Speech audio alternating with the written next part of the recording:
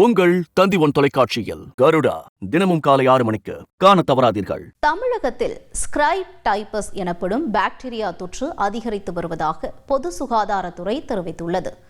அனைத்து மாவட்ட சுகாதாரத்துறை அதிகாரிகளுக்கு பொது சுகாதாரத்துறை இயக்குநர் செல்வ விநாயகம் சுற்றறிக்கை அனுப்பியுள்ளார். அதில் புதர்மண்டிய பகுதிகளில் ஓரியன்ட்ரியா சுட்சுகாமுஷி என்ற ஒட்டுண்ணியால் ஸ்கிரப் டைபஸ் காய்ச்சல் பாதிப்பு ஏற்படும் என்று தெரிவிக்கப்பட்டுள்ளது. காய்ச்சல், தலைவலி, உடல் சோர்வு மற்றும் தடிப்புகள் முக்கிய அறிகுறிகளாக கருதப்படுவதாக அறிக்கையில் குறிப்பிட்டுள்ளது.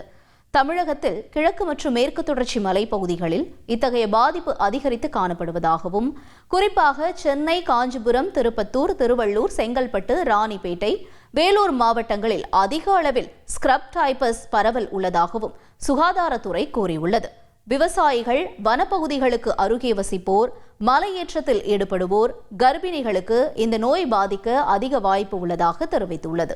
இந்த நோய் பாதிக்கப்பட்டு உரிய சிகிச்சை அளிக்கவில்லை என்றால் பாதிக்கப்பட்ட நபர் இறப்பதற்கும் வாய்ப்பு உள்ளதாகவும், ஸ்கிரப் டைபஸ் நோய் குறித்து மக்களிடையே அதிக விழிப்புணர்வை ஏற்படுத்த வேண்டும் எனவும் வலியுறுத்தப்பட்டுள்ளது.